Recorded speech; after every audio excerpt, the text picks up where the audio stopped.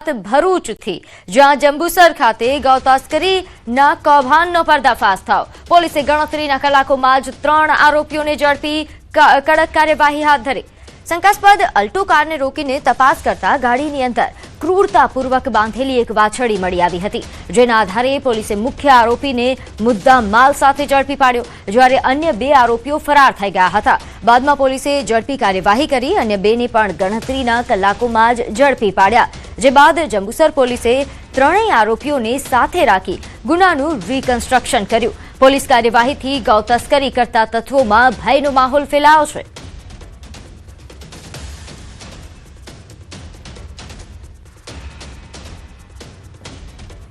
નોંધ્ય છે કે જંબુસરમાં ગૌ તસ્કરીને લઈને બાતમીના આધારે પોલીસ તપાસ કરી રહી હતી। તે દરમિયાન એક શંકાસ્પદ કાર મળી આવી। આ કારમાં મુખ્ય આરોપીએ એક વાછડીને બાંધી રાખી હતી। ખૂબ ક્રૂરતાપૂર્વક આ વાછડી બાંધવામાં આવી હતી। વધુ વિગત સાથે મારી સાથે સંવાદદાતા જોડાઈ ગયા છે ભાવિન, આજે ગૌ તસ્કરી કૌભાંડનો પર્દાફાશ થયો છે, શું વધુ વિગત? જી 3 જણ ગૌ તસ્કરો હતા। તે ગાડીની અંદર જે વાછરડી હતી એને ક્રૂરતાપૂર્વક બાંધી રાખી હતી અને અંદર નાખીને લઈ જતા હતા। ત્યારે ઢાઢર નદી ઉપર પોલીસ તપાસની અંદર એમને ખબર પડી હતી કે આવી રીતે જે કૃત્ય કર્યું છે ત્યાંથી એમની અટકાયત કરી હતી અને અત્યારે એમના રિમાન્ડ માંગ્યા હતા અને અત્યારે રિકન્સ્ટ્રક્શન એનું કરવામાં આવ્યું હતું। જી ભાવિન, આભાર માહિતી આપવા બદલ। આગળ વાત કરીએ, જૂનાગઢ હાઈવે પર મહિલાએ એક વિડીયો બનાવ્યો। મહિલાએ 4 વ્હીલ હાઈવે પર આડી ગાડી ઊભી રાખીને રીલ બનાવી। હાઈવે પર અવરજવર વચ્ચે ગાડી આડી ઊભી રાખતા અન્ય વાહન ચાલકોના જીવ પણ જોખમમાં મૂક્યા। સોશિયલ મીડિયા પર ફેમસ થવાની દોડમાં જાહેર સુરક્ષા સાથે ચેડા કર્યા। વિડીયો વાયરલ થતા પોલીસે તપાસ હાથ ધરી છે। કેશોદ હાઈવેનો આ વિડીયો હોવાનું અનુમાન છે। તો રસ્તામાં હોળી રમતી આ જે મહિલા છે જેનો વિડીયો વાયરલ થઈ રહ્યો છે, જેને લઈને પોલીસે તપાસ હાથ ધરી।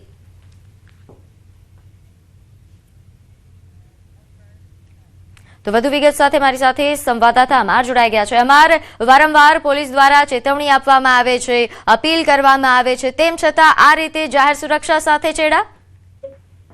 પ્રીતિ, ચોક્કસ કે જે રીતે કેશોદ હાઈવે પરનો એક વિડીયો સામે અમાર, મારો અવાજ આવી રહ્યો છે? હેલો જી અમાર, પ્રીતિ, ચોક્કસ કે જે રીતે કેશોદ હાઈવે પાસેનો આ વિડીયો હોવાનું અનુમાન છે, જેમાં એક યુવતી છે તે વિડીયો બનાવવા માટે 4 વ્હીલ છે તે આડી રાખી દે છે હાઈવે પર અને રીલ્સ બનાવે છે। હાલ આ વિડીયો સોશિયલ મીડિયામાં વાયરલ થયો છે। સમગ્ર મામલે પોલીસે પણ તપાસ શરૂ કરી છે। મહત્વનું એ છે, રીલ્સ બનાવવા અન્ય લોકોના જીવ જોખમમાં નખાયા છે, જેને લઈને પોલીસે હાલ તપાસ હાથ ધરી છે। જી આભાર માહિતી આપવા બદલ।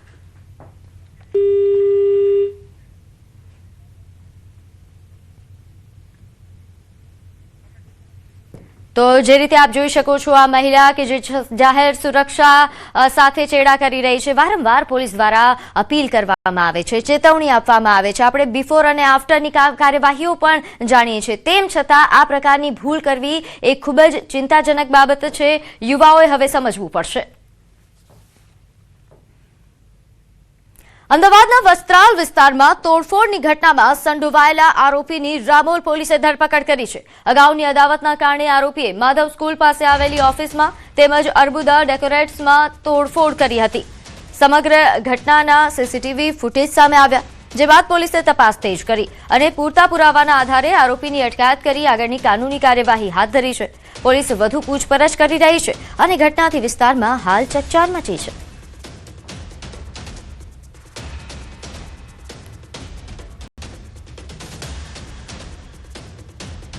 તો સુરેન્દ્રનગરના થાન તાલુકાના અમરાપર ગામે આવેલી મધ્યાહન ભોજન કેન્દ્રમાં સરપ્રાઇઝ ચેકિંગ થયું અને આ ચેકિંગ દરમિયાન ગંભીર ગેરરીતિઓ સામે આવી છે। અમરાપર પ્રાથમિક શાળાના મધ્યાહન ભોજન કેન્દ્રના સંચાલક અનિલભાઈ અંદાણી અને રસોઈયા મીઠીબેન પિહલા એ મામલેદારની મંજૂરી વગર ગેરહાજર હતા। વર્દી બુકમાં 185 વિદ્યાર્થીઓએ ભોજન લીધા હોવાનું નોંધાયું છે, જ્યારે પૂછપરછમાં માત્ર 153 વિદ્યાર્થીઓએ જ ભોજન લીધા હોવાનું સામે આવ્યું। 251 વિદ્યાર્થીઓની સંખ્યા મુજબ 12.5 કિલો સુખડી બનાવવી જરૂરી હતી, પરંતુ સ્થળ પર માત્ર 3.7 કિલો જ સુખડી તૈયાર કરવામાં આવ્યા હોવાનું બહાર આવ્યું। આવી અનેક ખામીઓ સામે આવી છે, જેના કારણે ડેપ્યુટી કલેક્ટરે સંચાલક અને આ રસોઈયા બહેનને છૂટા કરવા માટે થાન મામલતદારને સૂચનાઓ આપી છે અને વધુ તપાસ હાથ ધરાઈ છે. તો જો આ ડેપ્યુટી કલેક્ટર જ્યારે સરપ્રાઇઝ ચેકિંગ કરવા માટે પહોંચ્યા ત્યારે કેવા પ્રકારની ગેરરીતિઓ સામે આવી છે.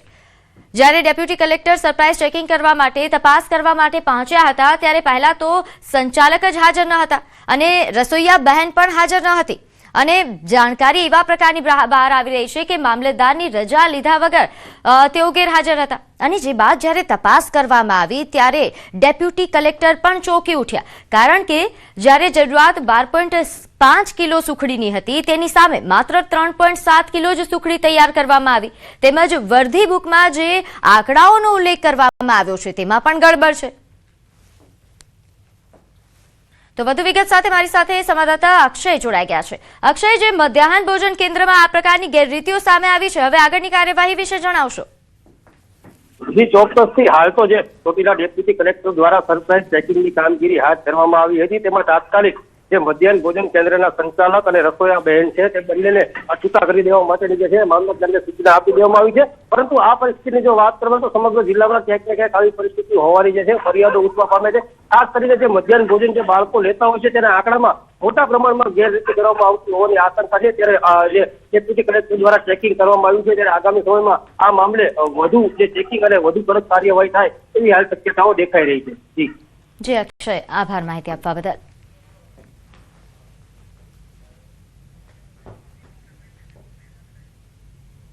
આગળ વાત કરીએ અંબાજી મંદિરમાં અધિક કલેક્ટર પર થયેલ જીવલેણ હુમલાના મામલે કાર્યવાહી વધુ કડક બની છે. અંબાજી કોલેજના પૂર્વ પ્રિન્સિપાલ જેમણે અધિક કલેક્ટર અને મંદિરના વહીવટદાર કૌશિક મોદી પર હુમલો કર્યા હોવાનો આરોપ છે. અધિક કલેક્ટરની ફરિયાદના આધારે પોલીસે આરોપીની ધરપકડ કરી અને તેને દાંતા કોર્ટમાં રજૂ કર્યો હતો. દાંતા કોર્ટે જામીન અરજી ફગાવતા તેને પાલનપુર સબ જેલમાં મોકલવામાં આવ્યો અને ત્યારબાદ તેના વકીલ દ્વારા ડિસ્ટ્રિક્ટ કોર્ટમાં ફરી જામીન અરજી કરવામાં આવી હતી પરંતુ ત્યાંથી પણ અરજી નામંજૂર કરવામાં આવી. પરિણામે આરોપી ફરી જેલના હવાલે થયો છે અને તેના માટે કાનૂની મુશ્કેલીઓ પણ વધુ ગંભીર બની છે.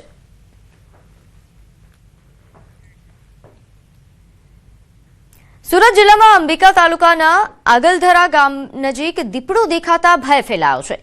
રહેણાંક વિસ્તાર પાસે દીપડાની લટાર જોવા મળતા ગ્રામજનોમાં દહેશત છે. ખાસ કરીને પંચાયત પાસે આવેલી સ્કૂલના ગેટ પર દીપડો ફરતા હોવાનો વિડીયો સામે આવ્યો. સાંજના સમયે દીપડો નજરે પડ્યો તેથી બાળકોને ઘરેથી બહાર ન નીકળવા માટે સૂચના આપવામાં આવી. સમગ્ર ઘટનાની જાણ ગ્રામજનોએ તાત્કાલિક વન વિભાગને કરી હતી અને દીપડાને ઝડપી લેવા માટે કાર્યવાહી હાથ ધરવામાં આવી.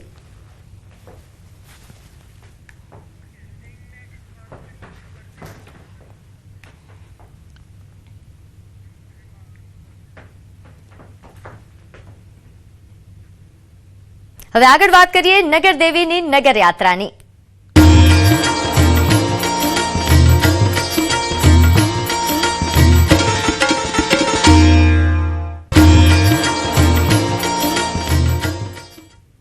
અમદાવાદના નગરદેવી માં ભદ્રકાળી નગરચર્યાએ ભવ્ય યાત્રામાં હજારો ભક્તો જોડાયા છે. નગરયાત્રાને લઈને ચુસ્ત પોલીસ બંદોબસ્ત ગોઠવી દેવાયો છે. નાસિક ઢોલ તેમજ કરતબો સાથે આ ભવ્ય નગરયાત્રાના ભવ્ય દ્રશ્યો આપ જોઈ રહ્યા છો. અખાડાના કલાકારો, ભજન મંડળીઓ અને મોટી સંખ્યામાં વાહનોનો કાફલો આ નગરયાત્રામાં જોડાયો છે.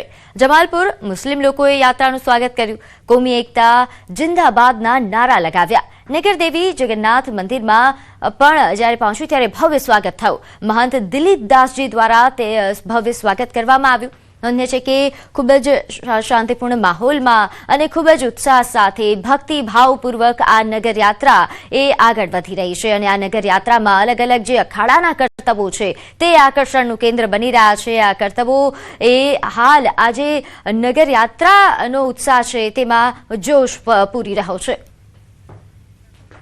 ત્યારે હાલ નગરયાત્રાને લઈને વધુ અપડેટ સાથે મારી સાથે સંવાદદાતા દીપિકા લાઈવ જોડાઈ ગયા છે. દીપિકા, હાલ આપ ક્યાં ઉપસ્થિત છો અને કેવો માહોલ છે?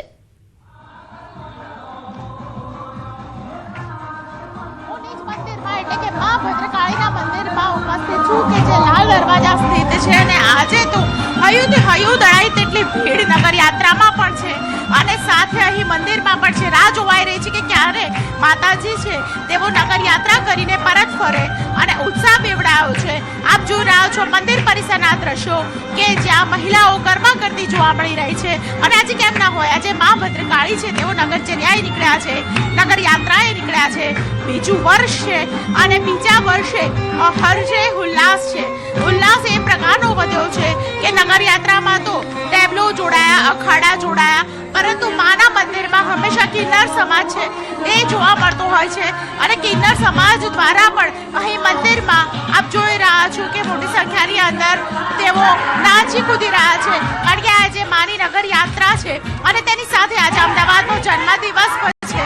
ત્યારે આપ જોઈ રહ્યા છો મોટી સંખ્યાની અંદર જ્યારે લોકો આવેલા છે તેમની સાથે પણ વાતચીત કરીશું. બેન, ક્યાંથી આવ્યા છો આપ? ગઠોડિયામાંથી આવ્યા છે. શું કહેશો, કેવો ઉત્સાહ? બહુ જોરદાર, બહુ મજા આવે છે, બહુ સરસ છે. હા, વર્ષે પણ દર વર્ષે આવીએ છીએ આવવાના. માતાજી પ્રત્યે કેટલી શ્રદ્ધા છે? બહુ શ્રદ્ધા છે, બહુ શ્રદ્ધા છે. હાય, જય ભદ્રકાળી માં. ભાગ્યશ્રી, અમદાવાદ ચાંદખેડાથી. માતાજી પ્રત્યે શ્રદ્ધા કેટલી છે? કેવી રીતે? ઘણી એ શ્રદ્ધાનો કોઈ પાર જ નથી. એમની કૃપાથી જ છીએ અમે. મનોકામના તો કોઈ બાકી રહી જ નથી. એમની કૃપાથી બધું પાર લાગ્યું છે. બધું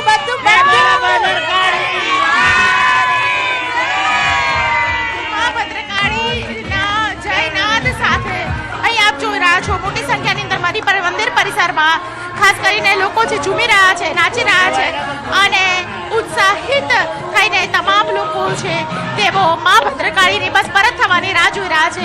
જમાલપુર મંદિર ખાતે ખાસ કરીને જે પ્રકારનો માહોલ જોવા મળી રહ્યો છે, ભદ્રકાળી મંદિર ખાતે પણ આ પ્રકારનો માહોલ જોવા મળી રહ્યો છે કે જેમાં અહીં જય ભદ્રકાળી માના નાદ સાથે અહીં માના વધામણા થઈ રહ્યા છે. પ્રીતિ જી, અને સાથે બિલકુલ દીપિકા આપ જોડાયેલા રહેજો. મારી સાથે સંવાદદાતા વિભુ લાઈવ જોડાઈ ગયા છે. વિભુ, હાલ આપ ક્યાં ઉપસ્થિત છો અને ત્યાં કેવા પ્રકારનો માહોલ?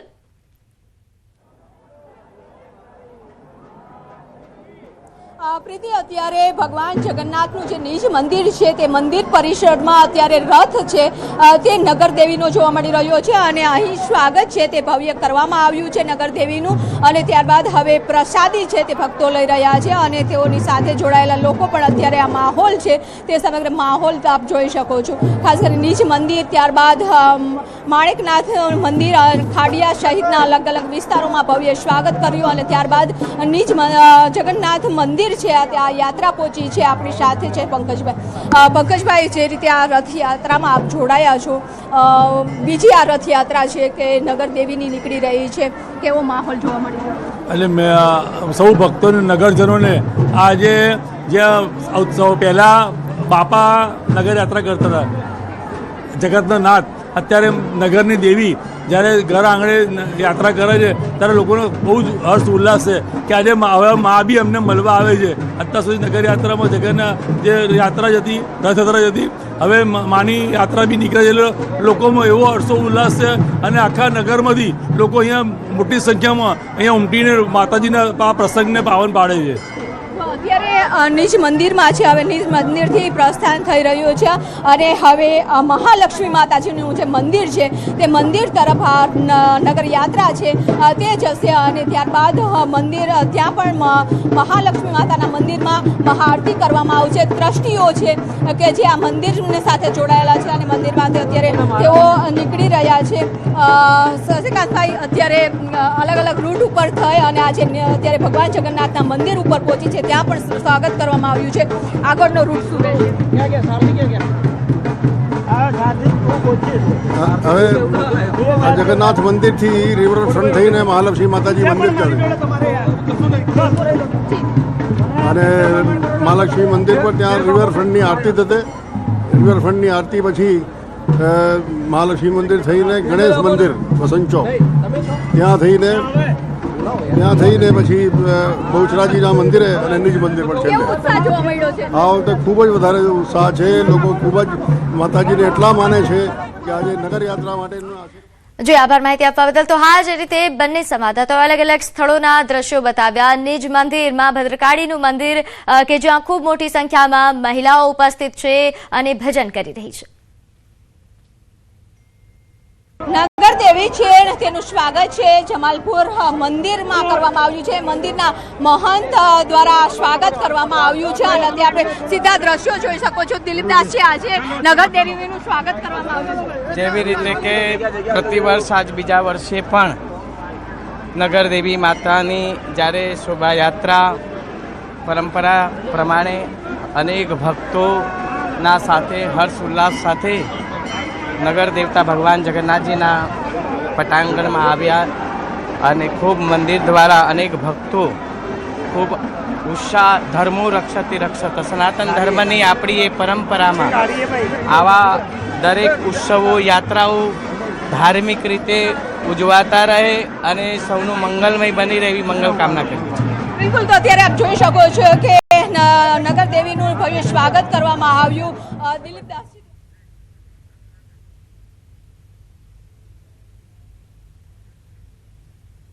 સમાચારોમાં હાલ સમય થયો છે એક નાનકડા વિરામનો.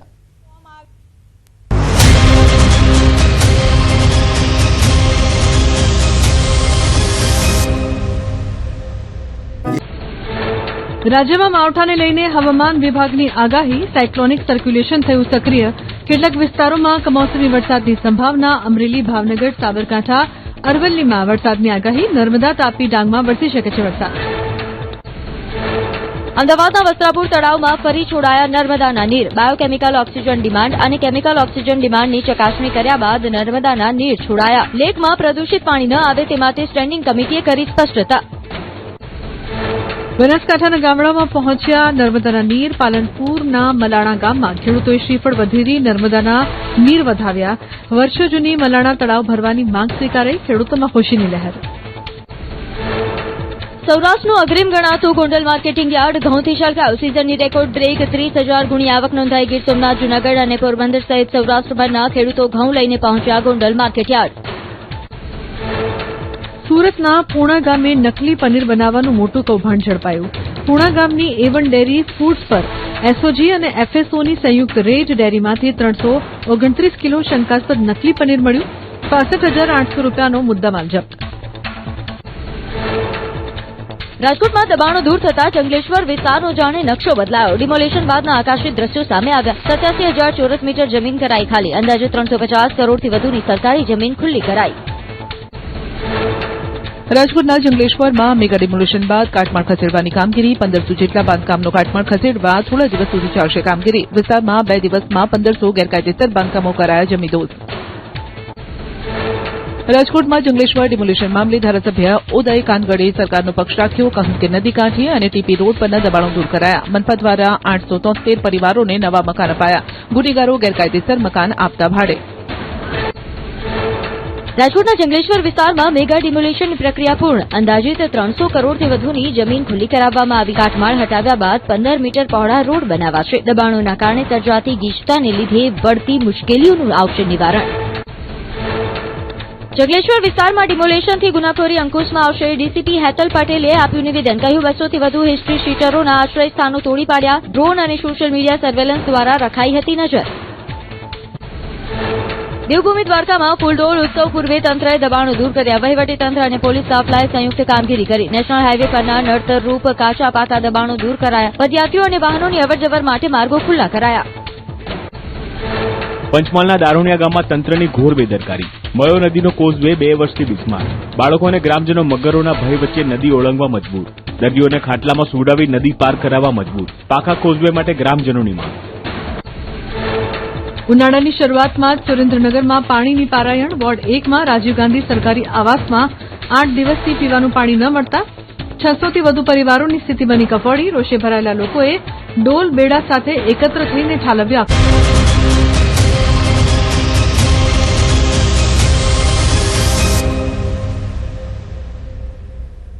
વિરામ બાદ આપનું સ્વાગત છે. આગળ વાત કરીએ. અમદાવાદ એરપોર્ટ પર મોક ડ્રીલ યોજાઈ. નેશનલ ડિઝાસ્ટર મેનેજમેન્ટ ઓથોરિટીના માર્ગદર્શન હેઠળ આ મોક ડ્રીલનું આયોજન કરવામાં આવ્યું. Airports authority, disaster management cell સહિત વિભાગ જોડાયું અને મોક ડ્રીલમાં એનડીઆરએફ, એસડીઆરએફ સહિત ઇમરજન્સી સર્વિસીસ પણ જોડાઈ હતી. આ ઉપરાંત અહીં આગ, ભૂકંપ અને અન્ય વિકટ પરિસ્થિતિ કઈ રીતે પહોંચી વળવું આ પરિસ્થિતિઓ સામે તે અંગે આ મોકડ્રીલનું આયોજન કરવામાં આવ્યું હતું, જેના દ્રશ્યો સામે આવ્યા. આગળ વાત કરીએ, સુરત પોલીસ દ્વારા 2 દિવસીય ક્રાઇમ કોન્ફરન્સનું આયોજન કરવામાં આવ્યું છે. સુરતના સિટી લાઇટ સ્થિત સાયન્સ સેન્ટર ખાતે આ આયોજન કરવામાં આવ્યું, જે પોલીસ કમિશનરની અધ્યક્ષતામાં યોજાઈ રહી છે. શહેર પોલીસ વિભાગના તમામ ઉચ્ચ અધિકારીઓ, પીઆઈ, પીએસઆઈ તેમજ કોન્સ્ટેબલો સહિત કુલ 200થી વધુ અધિકારીઓ આ કોન્ફરન્સમાં ભાગ લઈ રહ્યા છે. આગામી 5 વર્ષમાં આવનારા પડકારોનો સામનો કેવી રીતે કરવો તેની વ્યૂહરચના તૈયાર કરવા માટે આ બેઠક યોજાઈ છે. છેલ્લા 15 દિવસથી સુરત પોલીસ દ્વારા સઘન તૈયારીઓ કરવામાં આવી હતી અને શહેરની સુરક્ષા અને સલામતી માટે જરૂરી સુધારા વધારા અંગે 2 દિવસ સુધી ચિંતન મંથન કરવામાં આવશે.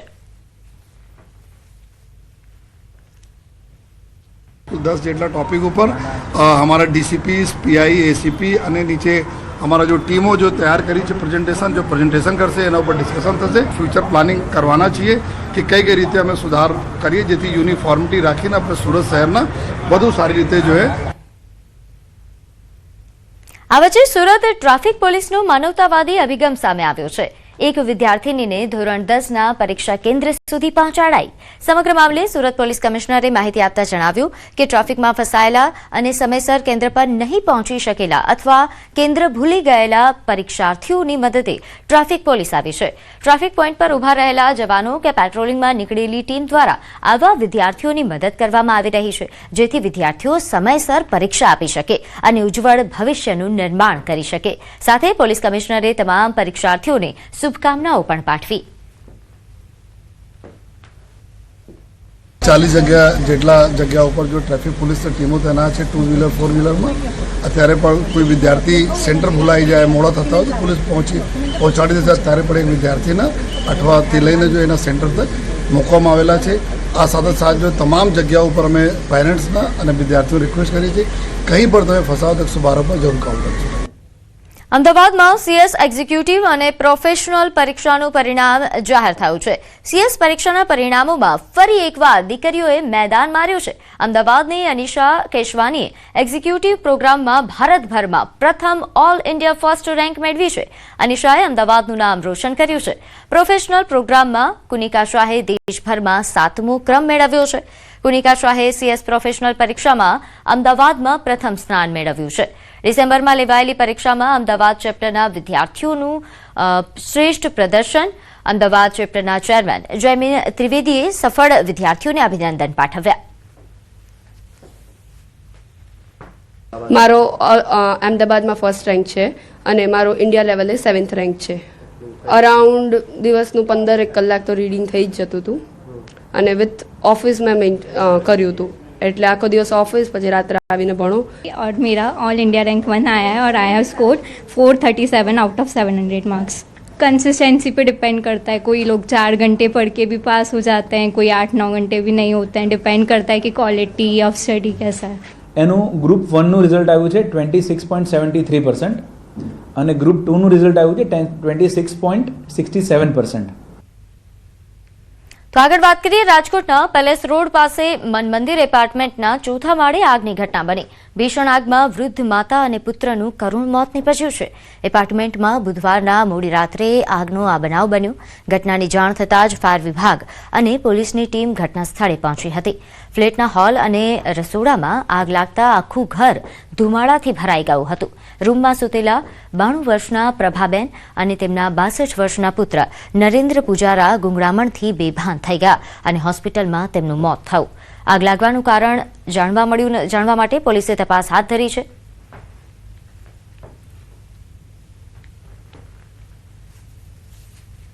પ્રાથમિક દ્રષ્ટિએ શોર્ટ સર્કિટથી આગ લાગી હોય એવું જાણવા મળે છે. તો એ લોકો સફોકેશનને લીધે એ લોકોને બર્ન ઇન્જરી નથી, પણ આ ધુમાડાના લીધે સફોકેશનથી બેભાન હાલતમાં હતા, જેમને એમ્બ્યુલન્સ મારફતે સિવિલ હોસ્પિટલમાં સારવાર અર્થે ખસેડેલ છે. ખેડાના ડાકોરમાં ફાગણી પૂનમના પ્રસિદ્ધ મેળાને ધ્યાનમાં રાખીને એસટી વિભાગ સંપૂર્ણ સજ્જ છે. 27 ફેબ્રુઆરીથી 3 માર્ચ સુધી યાત્રાળુઓની સુવિધા માટે કુલ 650 વધારાની બસો ફાળવવામાં આવી છે. નડિયાદ, અમદાવાદ અને વડોદરા સહિત આણંદ, બોરસદ તેમજ કપડવંજ રૂટ પર ખાસ બસો દોડાવવામાં આવશે. એક સપ્તાહમાં 3000થી વધુ ટ્રીપોનું પણ આયોજન કરવામાં આવ્યું છે. ગત વર્ષે આશરે 1,10,000 મુસાફરોએ એસટી સેવાનો લાભ લીધો હતો અને એસટી વિભાગે 1,15 લાખ રૂપિયાની વધારાની આવક નોંધાવી હતી. આ વર્ષે યાત્રાળુઓની વધતી સંખ્યાને ધ્યાનમાં રાખીને ડાકોરમાં એપીએમસી ગ્રાઉન્ડ ખાતે નવો પિકઅપ પોઈન્ટ પણ બનાવવામાં આવશે. દર વર્ષની જેમ એસટી વિભાગ દ્વારા તારીખ 27/2 થી લઈ તારીખ 3/3/2026 સુધી ડાકોર મેળા અંગે એસટી બસનું સંચાલન અમે આયોજન કરી લીધેલ છે. 630 બસો દ્વારા સદર ડાકોર મેળાનું સંચાલન કરવામાં આવનાર છે. તેમ છતાં મુસાફરોની સંખ્યામાં વધારો થશે તો અમે વધુ પણ એક્સ્ટ્રા બસોનું સંચાલન કરીશું.